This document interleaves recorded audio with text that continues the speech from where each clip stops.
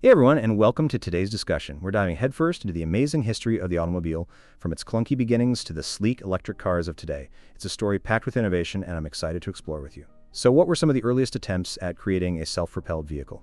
Believe it or not, the idea of a car goes way back. Even in the 17th century, there were attempts like Ferdinand Verbiest's steam-powered vehicle in China.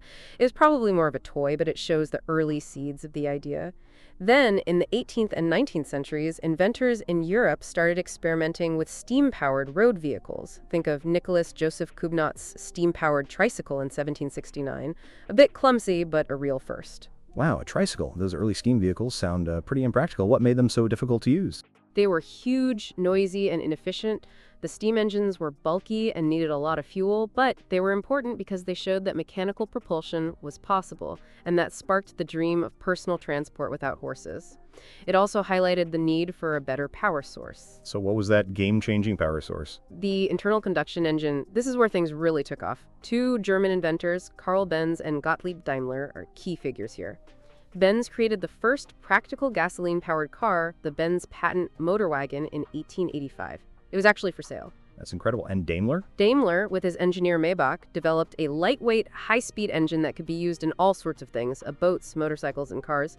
They fitted their engine to a four-wheeled carriage, creating another early gasoline car. They focused on the engine itself, which was a huge step forward. So we had the engine, but cars were still probably pretty expensive, right? When did they become more accessible? That happened in the early 20th century thanks to Henry Ford and his Model T. Ford didn't invent a new technology, but he revolutionized production. He used the moving assembly line, making cars much cheaper and faster to build. The assembly line, that's a huge innovation. What was the impact of that? It was massive. Car production exploded. Suddenly, the average person could afford a car. It wasn't just a luxury anymore. This era also saw the rise of other big American car companies like General Motors and Chrysler, making Detroit the car capital of the world. So after the Model T, what were some of the next big changes in the car industry? Well, cars started to become more than just basic transportation. Design became really important. Think of the sleek, stylish cars of the 1920s and 30s. Companies started making annual model changes, encouraging people to buy new cars regularly. Planned obsolescence, clever marketing. What about performance and comfort? Engines got more powerful, transmissions smoother, and cars became much more comfortable. Features like automatic transmissions, power steering, and air conditioning became more common. And the car industry went global, with European and Japanese manufacturers becoming major players. And then came the oil crisis of the 1970s, right? That must have been a huge disruption. It was. The fuel shortages showed how dependent we were on oil, and it led to a big push for fuel efficiency. Japanese car makers, who were already making smaller, more efficient cars, really took off. It also increased competition and raised awareness of pollution. So the industry had to adapt. What were some of the key changes after that? Smaller, more fuel-efficient cars became the norm. Safety features like seatbelts and airbags became standard, and the industry became even more globalized. And now in the 21st century, we're seeing another huge shift, electric cars. Absolutely. Concerns about climate change are driving the move to electric vehicles, EVs. Battery technology has improved dramatically, making EVs much more practical. Companies like Tesla have been at the forefront of this change, but traditional car makers are also heavily investing in EVs. It's amazing how quickly things are changing. What about other trends we're seeing? Cars are becoming much more connected with advanced infotainment systems, navigation, and even over-the-air software updates. And self-driving cars are getting closer to reality, with lots of investment in autonomous driving technology. And finally, what about the future of car ownership? That's changing too, with ride-sharing services and car-sharing programs becoming more popular. We might see a shift away from individual car ownership, especially in cities. That's a fascinating overview. Let's go back to the early days for a moment.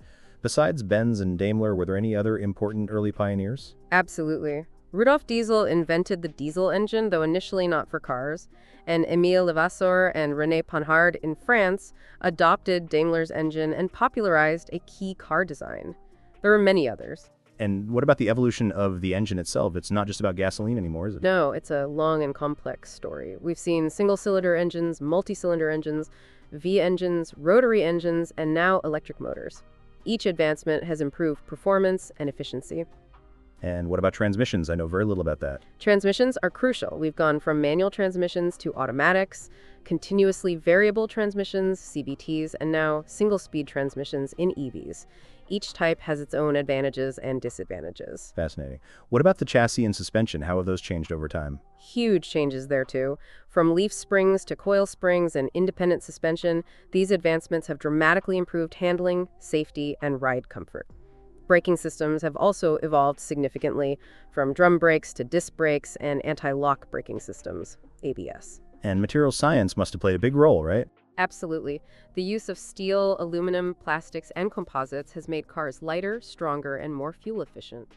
Government regulations have also played a huge role, especially regarding safety, emissions, and fuel economy. And the social and cultural impact? Cars have changed our lives in so many ways. They've shaped our cities, suburbs, and even our culture. Think about road trips, drive-in movies, and the freedom of the open road.